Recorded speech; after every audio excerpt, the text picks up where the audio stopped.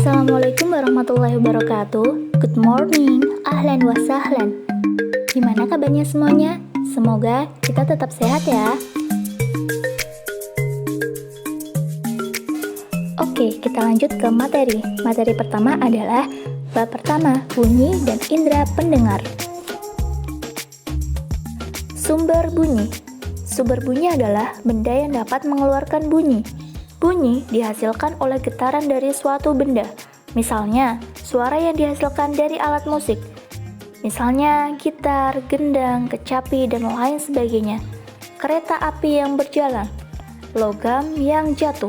Misalnya, seorang anak menjatuhkan logam dari atas meja. Nah, logam tersebut akan mengeluarkan bunyi, dan logam tersebut merupakan sumber dari bunyi. Ada beberapa sifat bunyi, yaitu bunyi memerlukan media atau medium untuk merambat. Karena membutuhkan medium untuk merambat, bunyi tidak bisa merambat di ruang hampa. Nah, jika ada pertanyaan, apakah kita tidak dapat mendengar bunyi di luar angkasa? Nah, jawabannya tentu tidak, karena luar angkasa adalah ruang hampa. Kita tidak dapat mendengar bunyi di ruang hampa, karena di ruang hampa tidak ada medium merambat untuk menghantarkan gelombang bunyi dari sumber bunyi ke telinga manusia. Oke, lanjut yang kedua. Bunyi dapat diserap dan dipantulkan.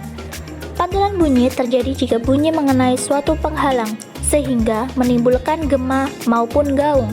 Yang ketiga, bunyi dapat dibiaskan. Misalnya, suara petir di malam hari terdengar lebih keras dibandingkan siang hari, karena suhu udara di siang hari lebih panas dan kerapatan udara di siang hari lebih renggang, sehingga suara petir di malam hari lebih keras dibandingkan di siang hari.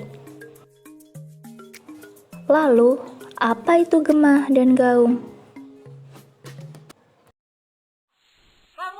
Bunyi kedua yang didengar itu adalah gema. Gema merupakan bunyi pantul yang terdengar setelah bunyi asalnya terdengar lebih dahulu. Ada interval waktu antara terdengarnya bunyi asal dan bunyi pantul. Gema dapat dihasilkan dari pantulan bunyi oleh bangunan, bukit-bukit, dan karang yang cukup jauh. Adanya gema menunjukkan bahwa bunyi memang dipantulkan.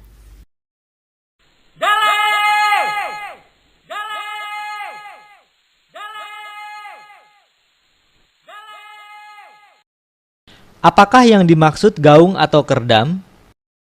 Gaung terjadi ketika sebagian bunyi pantul terdengar hampir bersamaan dengan bunyi asli, sehingga bunyi aslinya menjadi tidak jelas. Gaung juga dapat terjadi di dalam gedung-gedung. Jangkauan frekuensi yang dihasilkan gelombang bunyi ada 3 macam. Yang pertama adalah bunyi infrasonik. Bunyi infrasonik adalah bunyi yang frekuensinya kurang dari 20 Hz. Contohnya gajah. Gajah menggunakan bunyi infrasonik untuk berkomunikasi dengan gajah yang lain. Kemudian burung. Burung yang bermigrasi dengan jarak yang jauh menggunakan gelombang ini untuk navigasi atau menentukan arah. Kemudian humpa whale atau yang disebut paus bungkuk.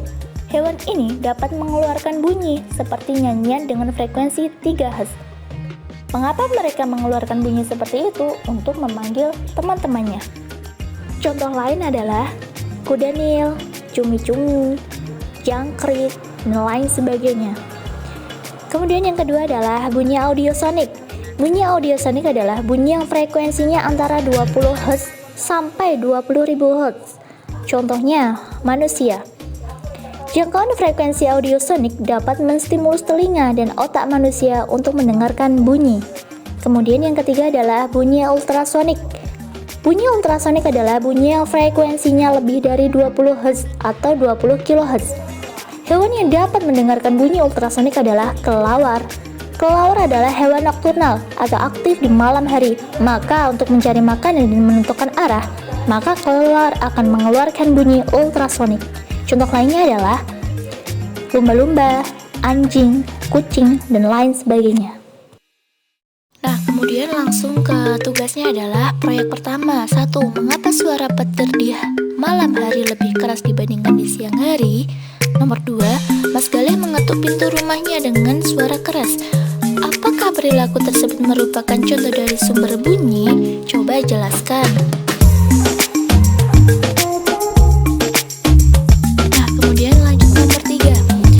Bunyi ini termasuk bunyi gema atau gaung. Jelaskan, didengarkan suaranya. Amel, amel. Kemudian soal nomor 4. Bunyi ini termasuk bunyi gema atau gaung. Jelaskan, perhatikan suaranya. Tidak. Tidak. Kholas. Jazakumullah khairan.